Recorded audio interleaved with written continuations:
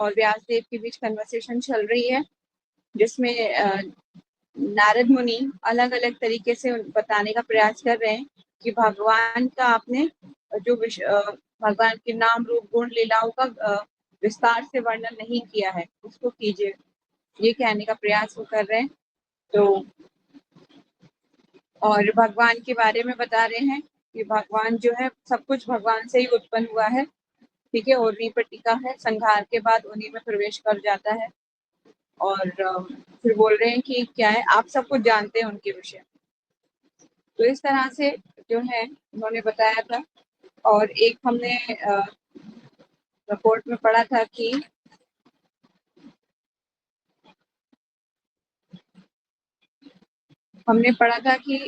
श्रील व्यासदेव शक्तावेश अवतार थे, है ना, भगवान।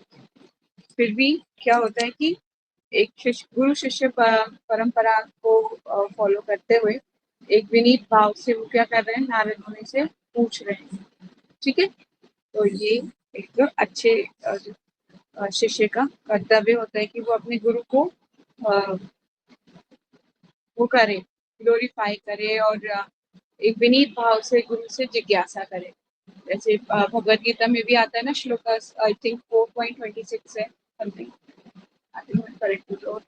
विधि पढ़ी पाते न पढ़ी प्रश्न न सेवया उपदक्षिणति ते ज्ञानम ज्ञानिना तत्वदर्शी। ठीक है, गुरु के पास जाके क्या कीजिए, विनीत होकर जिज्ञासा कीजिए, ठीक है। स्वरूप सिद्ध व्यक्ति आपको ज्ञान प्रदान कर सकते हैं, जो गुरु होता है वो ज्ञान प्रदान करेंगे आपको, ठीक है। तो श्लोकास नंबर 22 पढ़ लेते हैं।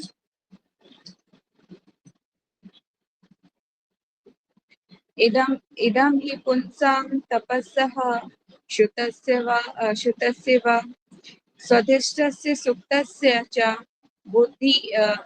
बुद्धिददयो अभिच्युत अर्थं कविभिः निरूपितः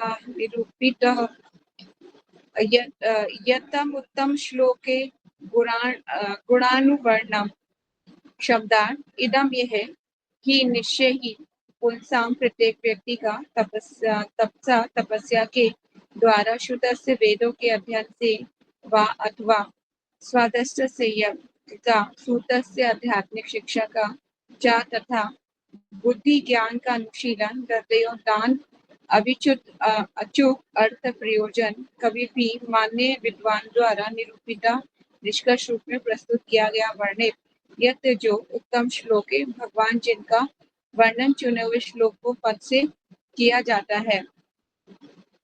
गुण अनुवर्णम देवे गुणों का वर्णन, ठीक है। तो चलिए एक बार ग्रंथ श्रीमद् भागवतम को प्रणाम भी कर लेते हैं। ओम नमो भगवते वासुदेवाय, ओम नमो भगवते वासुदेवाय, ओम नमो भगवते वासुदेवाय। नारायणं नमस्कृत्यं नरं चैवं नरोत्तमं देवीं सरस्वतीं व्यासं ततो जयमुदीरये। नष्टप्रायेषु अभद्रेषु नित्यं भागवतं सेवया भगवती उत्तमं श्लोके भक्तिर्भवति नष्टकी। श्रीमद् भागवतम की जय। तो वर्णन कर रहे हैं, विद्वान मंडली ने ये स्पष्ट निष्कर्ष निकाला है कि तपस्या, वेदाध्ययन, यज्ञ, दान तथा स्तुति जप का अचूक प्रयोजन उद्देश्य उत्तम श्लोक भगवान की दिव्य लीलाओं के वर्णन में जाकर समाप्त होता है।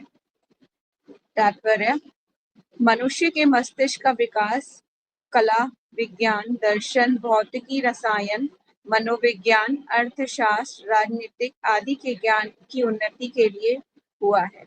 ऐसे ज्ञान के अनुशीलन द्वारा मानव समाज को जीवन की पूर्णता प्राप्त हो सकती है। जीवन की इस पूर्णता का अंत परम पुरुष विष्णु की प्राप्ति में होता है। अतः श्रुति का निर्देशन है कि जो वास्तविक रूप से विज्ञान में बड़े चढ़े हैं, उन्हें भगवान विष्णु की सेवा की आकांक्षा करनी चाहिए। दुर्भाग्यवश जो लोग विष्णु माया के बाह्य सौंदर्य से मुक्त हो गए हैं, वे यह नहीं समझ पाते कि पूर्णता या आत्म साक्षात्कार की चरम परिणति विष्णु पर निर्भर करती है।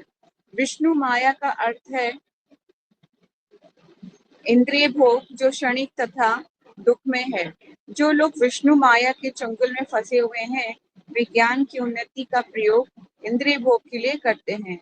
श्री नारद मुनि ने बतलाया कि विराट ब्रह्मांड की सारी सामग्री साठ समान भगवान की विभिन्न शक्तियों का प्राकट्य मात्र है। क्योंकि क्योंकि उन्होंने अपनी अकल्पनीय शक्ति के द्वारा सृजित जगत की क्रियाओं प्रतिक्रियाओं को गति प्रदान की है और वे उन्हीं की शक्ति से उद्भूत है, उनकी शक्ति पर आधारित है और प्रलय के बाद उन्हीं में लीन हो जाती है। अतएव उनसे भिन्न कुछ भी नहीं है, किंतु साथ ही वे सदैव उनसे भिन्न रहते हैं। यहाँ पे अचिंत्य भेदाभेद तत्व के बारे में भी जिक्र करा जा रहा है। ठीक है। जब ज्ञान की उन्नति का सदुपयोग भगवान की सेवा के लिए किया जाता है तो सारी प्रतिक्रिया परिपूर्ण बन जाती है। भगवान तथा उनका दिव्य नाम, यश, महिमा इत्यादि सभी कुछ उनसे अभिन्न है। अतएव समस्त मुनियों तथा भगवत भक्तों ने संतुति की है कि कला, विज्ञान, दर्शन, भौतिकी, रसायन, मनोविज्ञान तथा ज्ञान की अन्य शाखाओं का प्रयोग पूर्ण रूप से तथा एकांतिक भाव में भगवान की सेवा के लिए किया जाए। कला साहित्य,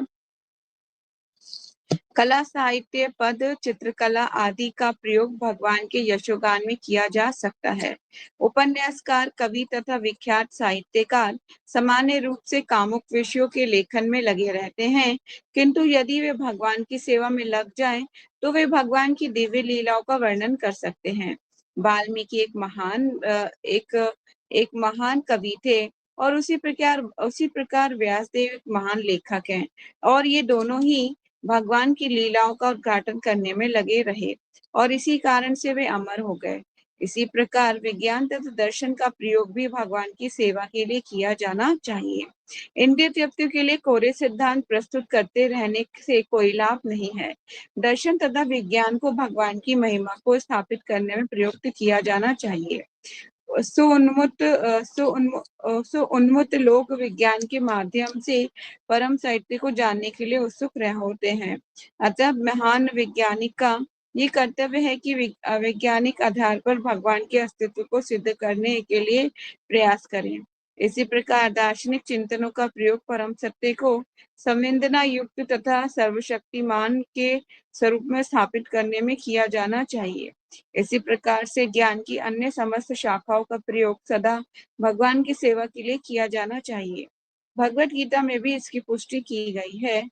सारा ज्ञान अज्ञान के अतिरिक्त कुछ भी नहीं है। यदि उसे भगवान की सेवा में न लगाया जाए तो उन्नत ज्ञान का वास्तविक सदुपयोग भगवान की महिमा को स्थापित करना है और यही वास्तविक लक्ष्य है।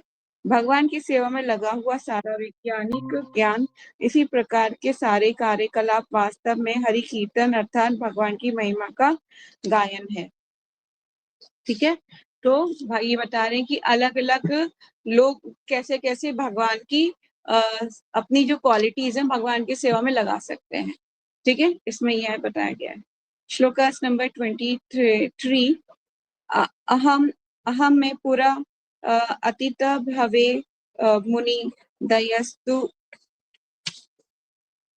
मुनि दयस्तु कश्चिन वेदवादिनां निरूपिता बालका योगिनां शुणे प्रवशति निवीक्षताम्। शब्दार्थ: अहम में पूरा प्राचीन काल में पहले अतीव भवे पूर्व कल्प में अभवम हो गया मुनि ही मुनि दासी का तो, लेकिन कश्चिन किसी वेदवादिन वेदांत के अनुयायियों का निरूपिता लगा हुआ बाल का छोटा नौकर एवं केवल योगी नाम भक्तों की शुष्णीय सेवा में प्रवर्षी वर्षा ऋतु के 4 मासों में निवक्षताम साथ रहते हुए। अब नारद मुनि क्या बता रहे हैं, अपनी स्टोरी बता रहे हैं। It's very important. अब हम स्टोरी लाइन में जा रहे हैं और इसमें आपको सीखने को बहुत बहुत बहुत कुछ मिलेगा।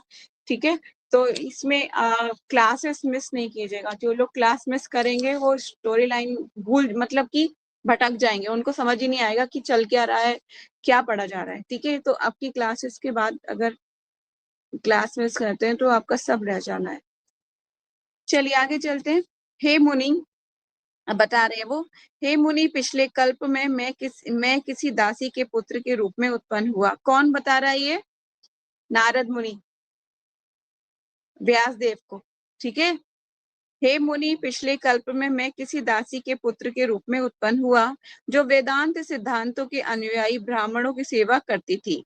जब लोग वर्षा ऋतु के चतुर्मास में साथ साथ रहते थे, तो मैं उनकी सेवा व्यक्तिगत सेवा किया करता था। ठीक है। नारद मुनि बता रहे हैं कि जो उनकी माँ है क्या करती थी, कुछ ब्राह्मणों की सेवा करती थी वो, है ना। वो कब ब्राह्मण इकट्ठे हो जाते थे? चतुर्मास्य में। चतुर्मास्य में ज्यादातर होता है कि जो सन्यासी होते हैं, भक्त लोग होते हैं, ब्राह्मण होते हैं, वो ज्यादा यात्रा नहीं करते, वो एक स्थान पे रहते हैं। तो उस टाइम पे उनकी माँ ने उनकी सेवा की थी। तो नारद मुनि बहुत छोटे से थे, तो वो भी उनकी सेवा किया करते थे। तात्पर्य में चलते हैं, प्रभुपाद जी क्या कह रहे हैं, वेरी इंपॉर्टेंट। अब मैंने बताया भी था पहले कि स्टोरी लाइन शुरू होगी। ठीक है। तात्पर्य, श्री नारद मुनि ने यहाँ पर भगवान की भक्ति से रिक्त वातावरण की अद्भुतता का संक्षिप्त वर्णन किया है। वे एक अत्यंत महत्वहीन माता पिता की संतान थे और उनकी शिक्षा ठीक से नहीं हुई थी, तो भी उनकी समस्त शक्ति भगवान की सेवा में संकलन रहने के कारण वे अमर मुनि बन गए। ऐसी ऐसी होती है भक्ति में सेवा की शक्ति। ठीक है। अगर आप किसी भक्त की सेवा करते हैं और जो भक्त सीरियसली भगवान की सेवा में लगा है, तो समझिए आपकी भक्ति में लाइफ आगे स्मूथ चलेगी। ठीक है। लेकिन ये भी जरूरी देख लेना चाहिए कि भक्त कौन है, इतनी पहचान करनी आनी चाहिए।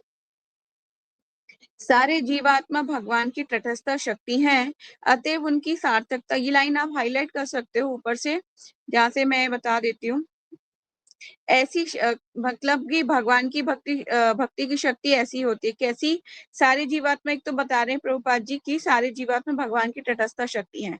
इसको आपको लाइन को हाईलाइट करना है। अतएव उनकी सार्थकता भगवान की दिव्य प्रेम भक्ति में है। ये वाली लाइन, जब ऐसा नहीं हो पाता तो मनुष्य की वह स्थिति माया कहलाती है। यहाँ तक ठीक है। माया कैसी कहलाती है? कौन कहलाती है माया? जब मनुष्य भगवान की प्रेमा भक्ति में लगा होता है और जब ऐसा नहीं हो पाता, मतलब नहीं करता सेवा, तब वो क्या कहलाता है? वो स्थिति माया की शक्ति कहलाती है। ठीक है। अतएव जो ही मनुष्य अपनी पूरी शक्ति को इंद्रिय भोग में न लगाकर भगवान की सेवा में लगाता है, तो माया का सारा भ्रम दूर हो जाता है। श्रील नारद मुनि के पूर्व जन्म के निजी उदाहरण से ये स्पष्ट है कि भगवान की सेवा भगवान के प्रामाणिक सेवकों की सेवा से ही आरंभ होती है। ठीक है। भगवान की सेवा कैसे आरंभ होती है? किसी शुद्ध भक्त की आप सेवा जब करते हैं, तो वो आशीर्वाद देते हैं आपको, तो भगवान की सेवा में आप लग जाते हो। अपने आप से होती है क्या? अपने आप से तो नहीं होती। हमें कोई भक्त हमारे लिए प्रेयर कर दे, कोई प्रार्थना कर दे, या हमें भक्ति में लगाए, या भगवान के बारे में बताए, तभी तो हम भगवान के बारे में आ, मतलब कर एंगेज होंगे ना सेवा में। अदरवाइज पता ही नहीं है आपको तो कैसे एंगेज होगे? कुछ पता ही नहीं है ABCD, तो कैसे होगे? कुछ नहीं कर पाओगे। तो उसी तरह से ये यहाँ पे बताया जा रहा है। भगवान कहते हैं कि मेरे दासों की सेवा निजी सेवा से बढ़कर है। ठीक है। भगवान के भक्तों की अगर दो लोग खड़े हों आपके सामने, एक तो आपके गुरु खड़े हों और भगवान खड़े हों, एक ऐसी सिचुएशन में आपको देती हूँ, तो आप किसको पहले वर्शिप करोगे? जयश्री, आंसर करो। क्यों?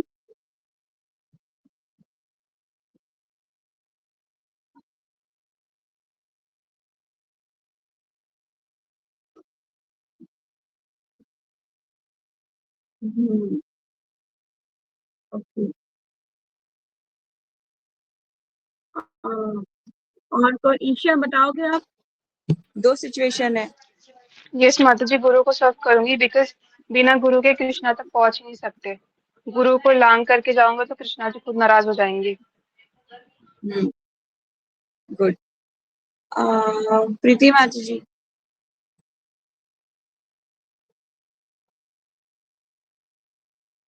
हरे कृष्णा। प्रीति माता जी, आप वहां पर हो? हरे कृष्णा माता जी।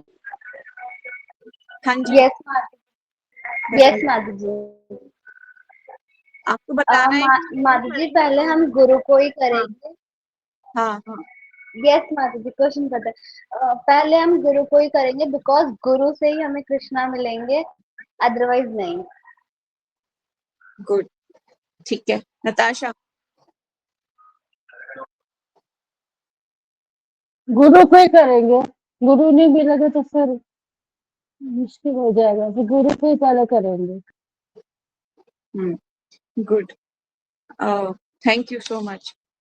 तो आगे चलते हैं। तो यही बोल रहे हैं, जो तात्पर्य जो मैं पढ़ रही हूँ ना, ये बहुत इंपॉर्टेंट है, बहुत इंपॉर्टेंट है ना। तो भगवान कहते हैं कि मेरे सारे दासों की सेवा निजी सेवा से बढ़कर है। भगवान की सेवा बहुत इंपॉर्टेंट है। अभी रिसेंटली हम मायापुर गए थे, तो क्या हुआ था कि गुरु महाराज आए थे वहां पर। तो हमें जगन्नाथ जी की पगड़ी खोलने की सेवा मिली थी, और हमने गुरु महाराज आ रहे थे, हमने पगड़ी खोलने की सेवा करी थी एकदम जल्दी जल्दी जल्दी जल्दी। तो उसके बाद एक सेवा बर्तन धोने की भी सेवा थी। तो मेरे साथ और भी सब कुछ लड़कियां थी, तो सबको बोली माता जी एक सेवा और कर लें क्या। मैंने नहीं, गुरु महाराज आए हुए हैं बाहर, गुरु महाराज आ गए हैं, गुरु महाराज अभी मतलब उतर रहे हैं, और हम लोग यहाँ भगवान की सेवा करने जाएंगे ना, भगवान को पसंद नहीं आएगा, आपकी सेवा काउंट नहीं होगी। पहले फर्स्ट सर्व गुरु, है ना। पहले हमें गुरु को सर्व करना चाहिए, देन कृष्णा विल प्लीज। भगवान को प्रसन्नता होगी, भगवान को उनके भक्त बहुत प्रसन्न, बहुत ज्यादा पसंद है, उनको नहीं छोड़ना किसी भी हालत में। ठीक है, अगर मंदिर जा रहे हो, आप मंदिर जा रहे हो और आपको आपके गुरु ने बोला है कि आपको क्लास में आना है ना, तो आपको अगर एक ही टाइम जो हो रहा है, बिल्कुल मतलब बिल्कुल वही टाइम वो क्लास का हो रहा है, वही टाइम भगवान के पास आपको दर्शन के लिए जाना है, तो आप बाद में जाइए। ठीक है, मैं ये बोलूंगी बाद में जाइए। क्यों? क्योंकि आपको पहले भगवान के भक्तों से मिलना है, वहाँ जो क्लास बोला गया है उसको लेना है। ठीक है, फर्स्ट सर्व आपको गुरु को सर्व करना है, चाहे आपके शिक्षा गुरु हो, चाहे आपके दीक्षा गुरु हो, है ना। Then serve to Krishna. भगवान को उनके भक्त बहुत पसंद है, और आप उनको छोड़ के जाओगे ना भगवान को, डायरेक्ट अप्रोच तो किसी भी हालत में कर ही नहीं सकते, बहुत बहुत डिफिकल्ट है। ठीक है, जंप नहीं मार सकते। तो भगवान कहते हैं, आप ये हाईलाइट कर लीजिए,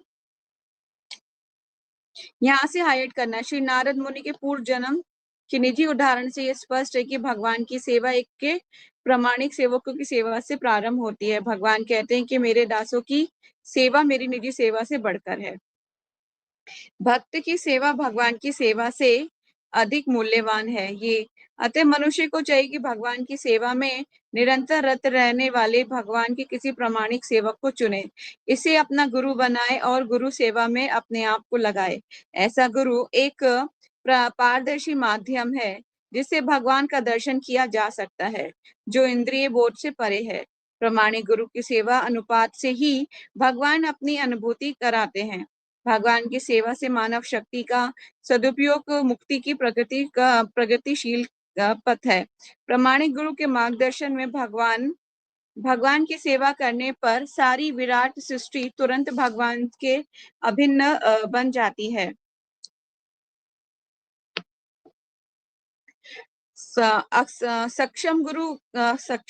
सक्षम गुरु को ये कला ज्ञात रहती है, जिससे प्रत्येक वस्तु का प्रयोग भगवान के यशोगान में किया जा सकता है। अतः उनके मार्गदर्शन से भगवान की सेवा की दिव्य कृपा से सारे जगत को वैकुंठ धाम में परिवर्तित किया जा सकता है।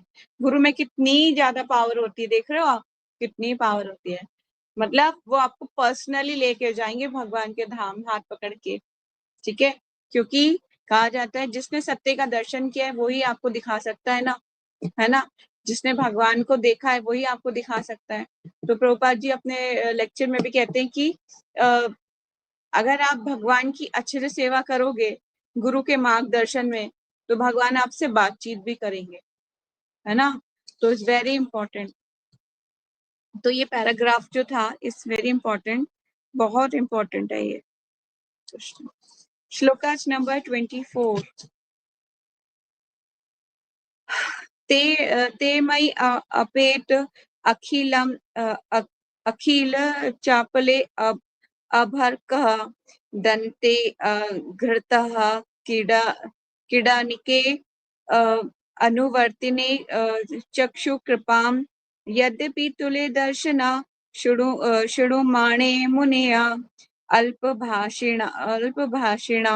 भाषिणानि शब्दा ते वे मई मुझ में अपेत ना भोग कर अखिल सभी प्रकार की चपले रुचियां भर के बालक में दंते इंद्रियों को वश में करके आधत कीर्तना के खेल कूद की आदतों में अभ्यस्त न होकर अनुवर्तने आज्ञाकारी चुकु प्रदान किया कृपाम हेतु की कृपा यद्यपि तुला दर्शिना स्वभाव से निष्पक्ष शुणु माणे श्रद्धावान के प्रति मुनिया वेदांत के अनुयायी मुनिगण अल्प भाषणी मित्रभाषी कम बोलने वाले यद्यपि वे स्वभाव से निष्पक्ष थे किंतु उन वेदांतियों के अनुयायियों ने मुझ पर अहेतु की कृपा की। किस पर? नारद मुनि पर। ठीक है। जहां तक मेरी बात थी कि मैं इंद्रिय जीत था और बालक होने पर भी खेल कूद में अनासक्त था, साथ ही में चपल ना था और कभी भी जरूरत से ज्यादा बोलता नहीं था, मतलब मित्रभाषी था। लिमिटेड बोलते होते हैं ना, कुछ बच्चे इंट्रोवर्ट होते हैं, वो कम बातचीत करते हैं, कम बोलते हैं। ठीक है, तो इस टाइप के थे नारद मुनि, अपने स्वभाव को यहाँ पे बता रहे हैं। भगवत गीता में तात्पर्य पढ़ते हैं तात्पर्य को। भगवत गीता में भगवान कहते हैं सारे वेद मेरी खोज कर रहे हैं। भगवान श्री चैतन्य का कहना है कि वेदों को केवल तीन विषय हैं। भगवान के साथ जीव का संबंध स्थापित करना। वेदों के तीन विषय जो हैं, इसको आपको नोट डाउन करना है कि वेदों के तीन मूल विषय क्या क्या हैं। पहला है भगवान के साथ जीवों का संबंध स्थापित करना, दूसरा है भक्ति कर्म करना, तथा तीसरा है इस प्रकार से भगवत धाम जाने का परम उद्देश्य प्राप्त करना। इस तरह इन वेदांतियों ने भगवान के शुद्ध भक्ति के संकेत मिलते हैं। ऐसे वेदांतवादी या भक्ति वेदांत भक्ति के दिव्य ज्ञान का वितरण निरपेक्ष भाव से करते हैं। उनके लिए ना तो कोई मित्र है, ना कोई शत्रु, ना कोई शिक्षित है और ना ही अशिक्षित। वे ना कोई विशेष रूप से अनुकूल है और ना ही कोई प्रतिकूल। वेदांती जन ये देखते हैं कि लोग सामान्य रूप से झूठी कामोदीपक वस्तुओं में अपना समय गवाते हैं। उनका कार्य है अज्ञानी जनता के भगवान के साथ भूले हुए संबंध को पुनः स्थापित कराना। ऐसे प्रयास से विस्मित जीव को भी आध्यात्मिक जीवन का बोध हो जाता है। इसी प्रकार भक्ति वेदांतों द्वारा प्रेरित सामान्य लोग धीरे धीरे दिव्य अनुभूति के पथ पर अग्रसर होने लगते हैं। इसी प्रकार वेदांतवादियों ने उस बालक को इंद्रिय जीत बनने के पूर्व ही दीक्षित कर लिया था और वे बचपन के खेल कूद में से विरक्त हो गया था, किंतु दीक्षा के पूर्व वे बालक अत्यधिक अनुशासित हो चुका था, क्योंकि इस मार्ग पर चलने वाले के लिए ये अत्यंत आवश्यक है। मानव जीवन के वास्तविक शुभारंभ के समय से वर्णाश्रम धर्म प्रणाली में बालकों को 5 वर्ष की आयु के बाद गुरु आश्रम में ब्रह्मचारी बनने के लिए भेजा जाता है, जहां उन्हें ये सारी चीजें नियमित ढंग से सिखाई जाती हैं, चाहे वे सामान्य नागरिकों के पुत्र हो या राजकुमार हो। ये प्रशिक्षण न केवल राज्य में अच्छे नागरिक उत्पन्न करने के निमित्त भी अनिवार्य था, अपितु बालक को भावी जीवन के आध्यात्मिक अनुभूति प्राप्त करने के लिए उसे तैयार करने के लिए भी अनिवार्य था। वर्णाश्रम प्रणाली का पालन करने से बालकों को इंद्रिय भोग के उत्तरदायित्व जीवन का ही पता नहीं रहता था। यहाँ तक कि जब पिता बालक को माता के गर्भ में स्थापित करता था तो वे भी आध्यात्मिक संस्कार द्वारा होता था। बालक को भव बंधन से मुक्त कराकर उसे सफलता दिलाना माता पिता का उत्तरदायित्व हुआ करता था। यही सफल परिवार नियोजन की विधि है। इसका उद्देश्य था कि पूर्ण सफलता के लिए संतान उत्पन्न करना। इंद्रिय जीत हुए बिना अनुशासित हुए बिना या पूर्ण रूप से आज्ञाकारी हुए बिना कोई भी व्यक्ति गुरु के उपदेशों का पालन करने में सफल नहीं हो सकता, और ऐसा किए बिना कोई भी व्यक्ति भगवान के धाम को प्राप्त नहीं कर सकता। ठीक है, तो आप जो है ये जो लास्ट पैराग्राफ है इसको जो है हाईलाइट कर लीजिए यहाँ से, इसका उद्देश्य और लास्ट नहीं कर सकता। ठीक है, ये आपको हाईलाइट करना है अपनी भागवतम में। जब तक गुरु का आशीर्वाद नहीं होगा आपके ऊपर या आप आज्ञाकारी नहीं होंगे तो आप उनके जो है भगवत धाम वापस नहीं जा सकेंगे, यहीं रह जाओगे। Yes, shlokas number 25। उच्छिल लेपान अनुमोदिता द्विजे सकरत स्मं भजे तत् अस्पात् किल किल विषः एवं प्राप्तस्य विशुद्ध चेतसः तत् धर्म एव आत्मरुचि प्रजायते। शब्दात उच्चिष्ट लेपान झूठन अनुमोदित अनुमति से द्विजे वेदांत ब्राह्मणों द्वारा सकृत एक बार स्मम था भजे ग्रहण किया, तत् उस कार्य से आपस्त नष्ट हो गए कि बशः सारे पाप एव इस प्रकार वृत्त से लगे हुए विशुद्ध चेतसा शुद्ध चित्त वाले का तत् ये विषय धर्म स्वभाव एवं निश्चय ही आत्मरुचि दिव्य आकर्षण प्रजायते प्रकट हुआ। उनकी अनुमति से उनकी अनुमति से मैं केवल एक बार उनकी जूठन खाता था और ऐसा करने से मेरे सारे पाप तुरंत नष्ट हो गए। इस प्रकार सेवा में लगे रहने से मेरा हृदय शुद्ध हो गया और तब वेदांतियों का स्वभाव मेरे लिए अत्यंत आकर्षक बन गया। ठीक है, तो क्या किया था उन्होंने, उनकी जो आए थे ब्राह्मण, द्विज ब्राह्मण, उनके परमिशन से उन्होंने उनकी जूठन खाई, मतलब महा जो कहते हैं जिसको, वो महाप्रसाद ग्रहण किया। ठीक है, तो इस प्रकार वे सेवा में लगे रहे तो उनका हृदय क्या हो गया, शुद्ध हो गया। तात्पर्य पढ़ लेते हैं, बहुत इंपॉर्टेंट है ये, यहाँ पे बहुत सारी लर्निंग आपको मिलने वाली है। एक तो वैष्णव का उच्चिष्ट, किसी भी वैष्णव का उच्चिष्ट बिना उनकी आज्ञा के ग्रहण नहीं करना चाहिए, इससे पूर्ण कृपा प्राप्त नहीं होगी। तात्पर्य में चलते हैं। शुद्ध भक्ति संक्रामक रोग के तुल्य है, किंतु जब वे शुद्ध भाव में संक्रामक है, शुद्ध भक्त समस्त प्रकार के पापों से निर्मल हो जाता है। भगवान विशुद्धतम सत्ता है और जब तक कोई भौतिक गुणों की सकारात्मकता के द्वारा उन्हीं के समान शुद्ध ना हो ले, तब तक वे भगवान का शुद्ध भक्त नहीं बन सकता। जैसे पहले कहा जा चुका है, भक्ति वेदांत जन शुद्ध भक्त थे और वे बालक उनकी संगति से एक बार उनका जूठन खाने से उनके गुणों से अभिभूत हो गया। ऐसी जूठन शुद्ध भक्तों की अनुमति के बिना भी ग्रहण की जा सकती है। यहाँ पर जो प्रभुपाद जी बोले, ऐसी जूठन शुद्ध भक्तों की अनुमति के बिना भी ग्रहण की जा सकती है। ये तब आती है सिचुएशन जब वो होते नहीं है उस जगह पर। ठीक है, नहीं होते, वैसे नहीं ग्रहण करनी चाहिए। ये तो मैंने अपने गुरु महाराज के जो डिसाइपल्स हैं उनसे भी पूछा हुआ था। ठीक है, लेकिन कभी कभी छदम भक्त भी होते हैं, आगे की लाइन भी कंप्लीट कर लेते हैं। लेकिन कभी कभी छदम भक्त भी होते हैं, अतः उनसे अत्यंत सावधान रहने की आवश्यकता है। ऐसे अनेक बातें हैं जो भक्ति करने में बाधक होती हैं, किंतु शुद्ध भक्तों की संगति से ऐसे सारे अवरुद्ध दूर हो जाते हैं। नव दीक्षित भक्त शुद्ध भक्त के दिव्य गुणों से लगभग पूरित हो जाता है। इसका अर्थ है भगवान के नाम, यश, गुण, लीला आदि के प्रति आकर्षण। शुद्ध भक्त के गुणों की संक्रमकता का अर्थ है भगवान की दिव्य लीलाओं के प्रति शुद्ध भक्ति की रुचि उत्पन्न करना। इस दिव्य रुचि के आगे सारी भौतिक वस्तुओं की प्रति कुरुचि उत्पन्न हो जाती है। अतः शुद्ध भक्त कभी भी भौतिक कार्यकलापों के प्रति आकर्षक नहीं होते। भक्ति के पथ के सारे अवरोधों तथा समस्त पापों के दूर होने पर मनुष्य ईश्वर के प्रति आसक्त हो सकता है।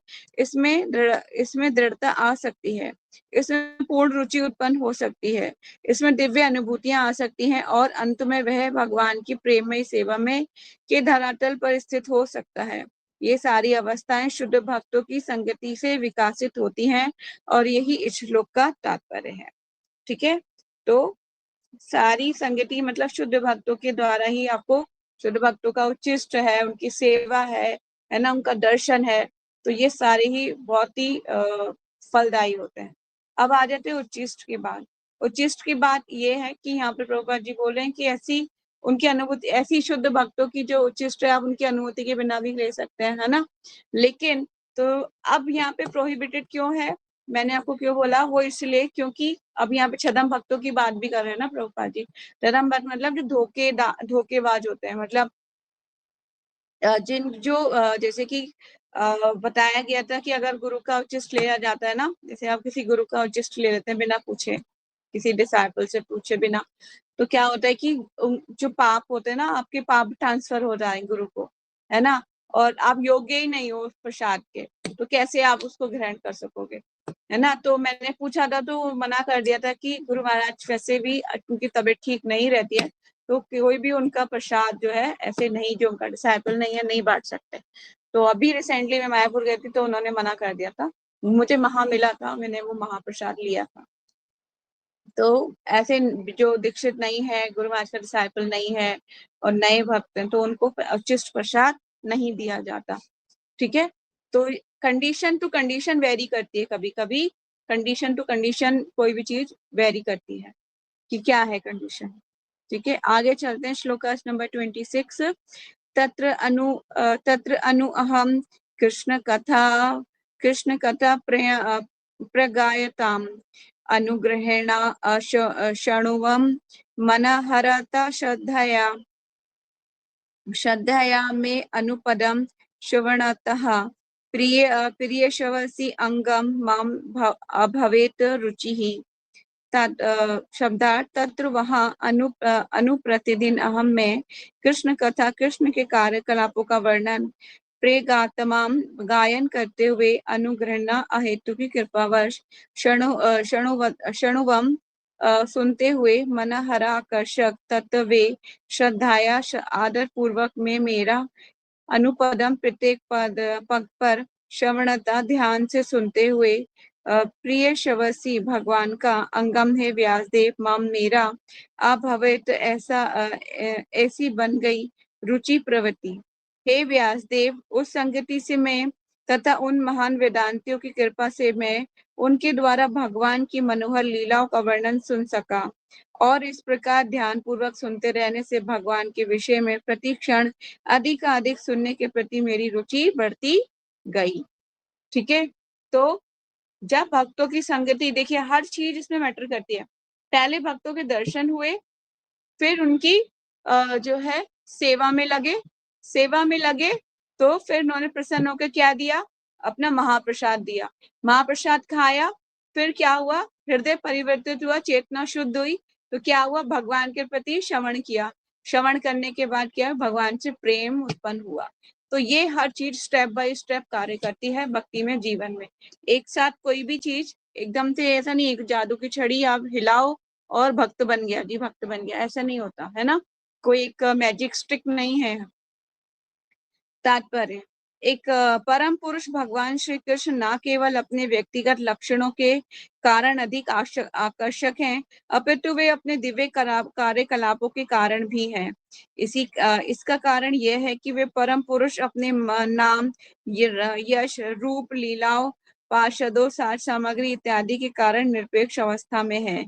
भगवान अपने हेतु की कृपावश इस भौतिक जगत में अवतरित होते हैं और मनुष्य रूप में अपने विविध दिव्य लीलाओं का प्रदर्शन करते हैं, जिससे वे सब मनुष्य उनके प्रति आकृष्ट होकर भगवत धाम वापस जा सकें। मनुष्य स्वभाव से लौकिक कार्यकलाप करने वाले विभिन्न पुरुषों के इतिहास तथा उनकी कथाएं सुनने का इच्छुक रहता है, किंतु किंतु उसे इसका ज्ञान नहीं रहता कि ऐसी संगति मात्र समय का अपव्यय है और इसे वे प्रकृति के तीनों गुणों से आसक्त होता जाता है। समय गंवाने की अपेक्षा भगवान की दिव्य लीलाओं के प्रति ध्यान देने से उसे आध्यात्मिक लाभ हो सकता है। भगवान की लीलाओं को कथा सुनने से उसे भगवान का प्रत्यक्ष सानिध्य प्राप्त होता है और जैसा कि पहले कहा जा चुका है, भगवान के विषय में श्रवण करने से अंतःकरण के सारे पाप धुल जाते हैं। यहाँ हाईलाइट कर लेते हैं इसको। भगवान के विषय में श्रवण करने से अंतःकरण के सारे पाप धुल जाते हैं। इस प्रकार से पापों के धुल जाने पर श्वेता धीरे धीरे संसारिक संगति से मुक्त होकर भगवान के स्वरूप के प्रति आकृष्ट होता है। नारद मुनि अपने निजी अनुभव के आधार पर इसकी व्याख्या की है। उनके कहने का आशय यह है कि भगवान की लीलाओं के श्रवण मात्र से मनुष्य भगवान का पार्षद बन सकता है। नारद मुनि का जीवन शाश्वत है और उनका ज्ञान असीम तथा आनंद अगाध है और वे बिना किसी बाधा के भौतिक तथा आध्यात्मिक जगतों में विचरण कर सकते हैं। वो कहाँ विचरण कर सकते हैं? मटीरियल संसार में भी और आध्यात्मिक में भी। एवरीवेयर नारद मुनि विजिट कर सकते हैं, है ना। फ्री टू मूव है वो। ठीक है, मनुष्य सही व्यक्ति से भगवान की दिव्य लीलाओं को श्रवण करके ही जीवन की चरम पूर्णता प्राप्त कर सकता है।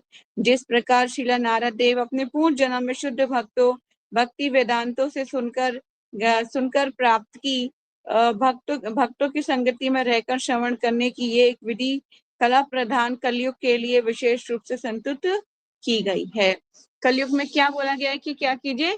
श्रवण कीजिए। किससे? शुद्ध भक्तों से। ठीक है, इट्स वेरी इंपॉर्टेंट कि हमें किससे श्रवण करना चाहिए। एक तरीके का लर्निंग है आप लोगों के लिए कि हमें श्रवण किससे करना है। अरे गेरे नहीं कि संस्कार चैनल खोल के माता जी मैंने श्रवण किया, आज भागवतम की कथा करी, सुनी है मैंने आज, ठीक है, ये मैंने श्रवण किया है, तो उसको श्रवण नहीं कहा जाएगा। ठीक है, तो एक श्लोकास और पढ़ लेते हैं। हरे कृष्णा। तस्मिन् तदा लब रुचे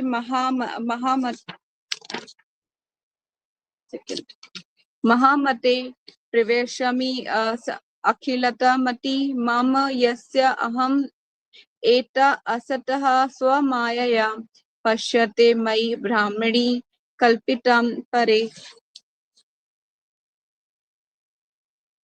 तस्मिन ऐसा होने पर, तदा उस समय, लभद प्राप्त, रुचि महामते हे महामुनि, प्रियवशमी भगवान पर अस्खलिता मति अनवरत ध्यान मम मेरा यह जिससे अहम में एतत् ये सब सत असत स्थूल तथा सूक्ष्म स्वमाया आप ही अपने ही ज्ञान से प्रक्षय देखता हूँ, मई मुझ में ब्राह्मणी स्वरूपरी कल्पितम स्वीकार किया जाता है परे अध्यात्म में।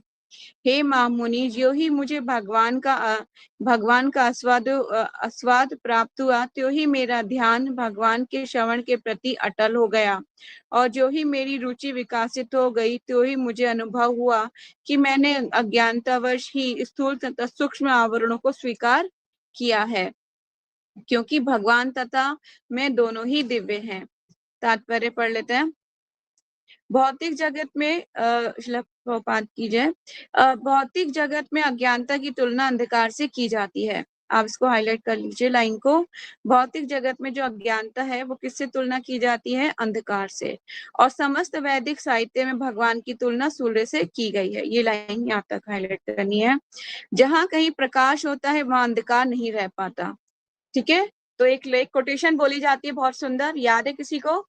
कृष्ण सूर्य सम माया है अंधकार, जहाँ कृष्ण तहाँ नहीं माया अधिकार। ठीक है, जहाँ भगवान होंगे वहां माया का कोई अधिकार नहीं है। It's very important line. भगवान की लीलाओं का श्रवण स्वयं ही भगवान की दिव्य संगति है, क्योंकि भगवान तथा उनकी लीलाओं में कोई अंतर नहीं होता। परम प्रकाश की संगति प्राप्त करने का अर्थ होगा सारे अज्ञान को भगाना। केवल अज्ञानतावश ही बद्ध जीव झूठे ही ये सोचता है कि वे भगवान कि वे तथा भगवान दोनों ही भौतिक प्रकृति से उत्पन्न है, लेकिन वास्तव में भगवान तथा जीव दोनों ही दिव्य है और उन्हीं भौतिक प्रकृति से कुछ लेना देना नहीं होता। वे अज्ञान से दूर हो जाता है और वे अनुभव किया जाता है कि भगवान के बिना किसी भी चीज का अस्तित्व नहीं है। तब अविद्या हट जाती है, चूंकि स्थूल तथा सूक्ष्म शरीर भगवान से ही उद्भूत हैं। अतएव प्रकाश का ज्ञान होते ही इन दोनों शरीरों को भगवान की सेवा में प्रवृत्त किया जा सकता है। स्थूल शरीर को भगवान की सेवा करने में तथा जल लाने, मंदिर बुहारने तथा नमस्कार करने आदि में। आप अपने शरीर को भगवान की सेवा में लगाते हैं ना, मंदिर को साफ करेंगे, उन्हें प्रणाम करेंगे, तो ये अपने शरीर को हम इसमें लगाते हैं। स्थूल शरीर को भगवान की सेवा में यथा जल लाने, मंदिर बुहारने तथा नमस्कार करने आदि में लगाना चाहिए। ठीक है, हमने इस पूरे शरीर को भगवान की सेवा में लगाना चाहिए। अर्चना में अर्थात मंदिर में भगवान की पूजा करने में इस स्थूल शरीर का प्रयोग भगवान की सेवा में होता है। इसी प्रकार सूक्ष्म मन को, अब यहाँ से देखिए ये पूरा हाईलाइट करना है आपको। स्थूल में पूछूंगी कल, स्थूल शरीर को और सूक्ष्म शरीर को कैसे आप भगवान की सेवा में लगाएंगे, कल मैं आप लोगों से पूछने वाली हूँ। तो पहले से ही होमवर्क है ये आपके लिए, तैयार करके इस पे अच्छे से आपको कुछ नोट्स बना के तैयार करके रखनी है ये लाइंस इसमें। तो इसी प्रकार सूक्ष्म मन को भगवान की दिव्य लीलाओं के श्रवण तथा उनके चिंतन, कैसे श्रवण तथा उनके चिंतन, भगवान के नाम के कीर्तन में लगाना चाहिए। यदि ऐसे सारे कार्य दिव्य हैं, इसके अतिरिक्त अन्य किसी भी कार्य में स्थूल तथा सूक्ष्म इंद्रियों को प्रवृत्त नहीं करना चाहिए। दिव्य कार्यों की ऐसी अनुभूति अनेक वर्षों तक भक्ति में रहकर दिव्य सेवा करने से प्राप्त हो पाती है। लेकिन श्रवण के द्वारा नारद मुनि में जिस प्रकार से भगवान के प्रति प्रेमाकर्षण उत्पन्न हुआ, वे अत्यधिक प्रभावशाली होता है। ठीक है, तो बहुत प्रभावशाली रहा उनके लिए, और कैसे कैसे ट्रांसफॉर्मेशन होता है पूरा, तो वो सब बताया। ओके, तो आज हम इतना ही पढ़ेंगे आज की क्लास से related. If you have any question then ask.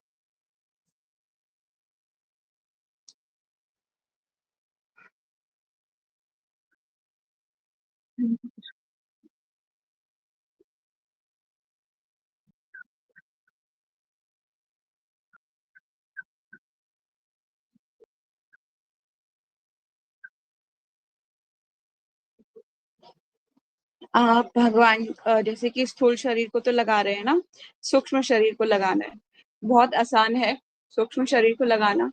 आप श्रवण कीजिए, जैसे यहाँ पे भी लिखा हुआ है ना, चिंतन भगवान का। एक एंजाइटी होती है ना कि कुछ करना है मुझे, भगवान कैसे मैं करूँ उसको। मैं फॉर एग्जाम्पल के तो बताती, श्रवण, एक तो श्रवण भगवान के विषय में मैं सुनती हूँ। आपको मैं एक होमवर्क देती हूँ, ठीक है, उसको आप एक एक्टिविटी देती हूँ, वो आप कीजिए। आप क्या कीजिए, एक स्मॉल ऑडियो क्लिप, कोई भी लेक्चर आप सिलेक्ट कीजिए, स्पीकर एज यू विश, जो आप जिसको स्पीकर सुनना, जिसको भी सुनना आपको पसंद है, ठीक है, उस स्पीकर का जो है स्मॉल जो ऑडियो क्लिप होता है उसको आप लीजिए और सुनिए उसको। बहुत बड़ा लेक्चर सुनने में हो सकता है कि हमारी जो सेंसेस है कभी कभी इधर उधर चली जाती है ना, हमें जो बोलते हैं हमें आधा समझ में आता है और आधा हम भूल जाते हैं। आप क्या कीजिए, छोटा सा एक ऑडियो क्लिप लेके उसको आप सुनिए। सुनने के बाद आपके कुछ नोट्स बना लीजिए, लिख लीजिए।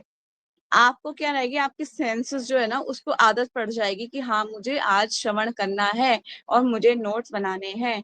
ऐसे करते करते करते करते करते विद इन 3 डेज आपकी जो सूक्ष्म शरीर है, आपका जो चेतना है, जो है चिंतन है, वो भगवान की सेवा में लगना शुरू हो जाएगा। ठीक है, ऐसी एक एक्टिविटी है ये कीजिए, इट्स वेरी गुड। और सेवा कीजिए जितना हो सके। आपको कुछ जैसे गार्लैंड बना के पहनाना है भगवान को, एंजाइटी है कि मुझे आज मुझे कुछ अच्छा करना है भगवान के लिए, या विद इन, मैंने आपको सिखाया भी था आप लोगों को कि कुछ कुकिंग कीजिए भगवान की सेवा में, है ना, ऐसी एक्टिविटीज दी थी ना मैंने, और दोबारा मैं दे रही हूँ, कुछ ना कुछ कुकिंग कीजिए भगवान के लिए, कि मैं हफ्ते में कम से कम 3 बार भगवान के लिए कुछ स्पेशल नई डिशेस बनाऊंगी। ठीक है, तो यू कैन कुक, भगवान के लिए बनाइए, कुछ भी बना सकते हैं, स्वीट सॉल्टी कुछ भी। तो ये एक्टिविटी करनी है। Any more question?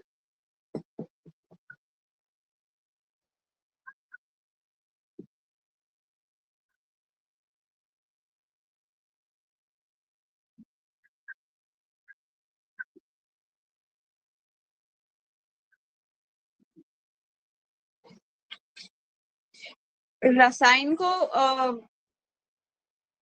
जैसे कि अलग अलग जैसी फील्ड वाइज होता है ना, अब वो किस तरह से उसको फॉर एग्जाम्पल रसायन का इंग्लिश में क्या बोलेंगे रसायन को?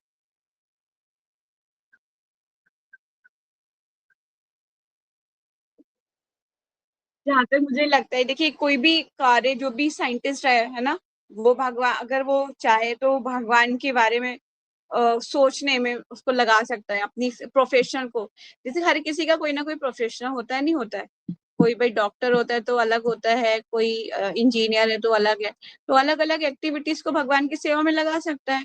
अगर आपको कोई रिसर्च करनी है, किसी भी चीज के बारे में जानना है, चाहे वो केमिकली हो या फिर रासायनिक कुछ भी हो, अगर आप चाहें तो भगवान के विषय में सोच सकते हैं ना वहां पर भी। सब कुछ कहाँ से आ रहा है? अभी रिसेंटली क्या होता है, हम मायापुर गए थे तो हम दो भक्तों की बातें सुन रहे थे। तो बहुत ही मतलब वो भक्त बोल रहा था कि मेरा जो ये मोबाइल फोन है ना, ये भी भगवान ने बनाया है। मतलब आप वहां पर नहीं सोच रहे, उस लेवल पे नहीं सोच सकोगे। ये तो एक गैजेट मात्र है ना, ये भगवान ने कैसे बनाया है ये, मतलब। तो बहुत ध्यान लगाया, मैं और ईशा हम दोनों एक साथ में, तो हम सोच रहे थे मोबाइल भगवान ने कैसे बनाया है। मैंने ईशा को बोला बहुत इजी है ईशा, देखो सोचो, मोबाइल के जितने भी पार्ट्स हैं, है ना, वो कहीं ना कहीं किसी सोर्स से आए हैं, उसको सारे को असेंबल किया गया है, असेंबल करके सारा सॉफ्टवेयर पूरा इंस्टॉल किया गया है, ठीक है, एक गैजेट बनाया गया है। तो वो किसी जिस सोर्स से वो आ रहा है और जिस कनेक्टिविटी से वो जुड़ा हुआ है, सारी कनेक्टिविटी कहाँ से है, उसका सोर्स कहाँ पर है, सब भगवान से है। मतलब पृथ्वी, जल, अग्नि, वायु और आकाश, इनसे रिलेटेड जितनी भी चीजें हैं वो सब मेड फॉर का है, गोलोका, सिर्फ भगवान के यहाँ से ही आ रही है, यहाँ और हमारा कुछ इसमें एफर्ट नहीं। तो इसीलिए सब कुछ भगवान की है के द्वारा ही प्रदान किया गया है। आपका मोबाइल हो, चाहे आप कुछ भी क्यों ना चलाते हो, कुछ भी क्यों ना करते हो, चाहे वो रसायन हो, चाहे वो आ, कोई भी और भी कार्य क्यों ना हो, सब कुछ भगवान के द्वारा ही है। अगर आप सोचोगे ना तो सब कुछ लगा सकते हो, अगर नहीं सोचोगे तो कुछ भी नहीं मिलेगा, है ना। अब मैं एक बेसिक एग्जांपल आपको बताती हूँ। डीटी रूम में एक कूलर फिट है, कूलर लगा हुआ है, और मैं उस कूलर को जब भी मैं देखती हूँ तो कहती हूँ, एक कूलर तुम कितना ज्यादा भाग्यवान है, देख तुम भगवान को हवा दे रहा है ना। तो मतलब जिस वो मटेरियल से असेंबल हुआ है, जिस मटेरियल से वो आया है, कहीं ना कहीं सोर्स ऑफ उसका हमारे नेचर से ही बन के आया है ना वो। तो वो वहाँ उस जिस भी सोर्स से आया है, उस सोर्स को भी उसको वो ग्लोरीफाई हो गया, मतलब वो प्योरीफाई हो गया। तो मतलब मैं कहती हूँ कि एक एक चीज भगवान की सेवा में आप लगा सकते हो, एक एक चीज, एक एक चीज, कोई ऐसी चीज नहीं जो आप भगवान की सेवा में नहीं लगा सकते। जैसे मैंने बोला, पृथ्वी, जल, अग्नि, वायु, आकाश, ये पंच महाभूतों से निर्मित जो भी चीज है, सब भगवान के धाम की से ही आ रही है, हमारा कोई एफर्ट इसमें है ही नहीं। ठीक है, एनी मोर क्वेश्चन?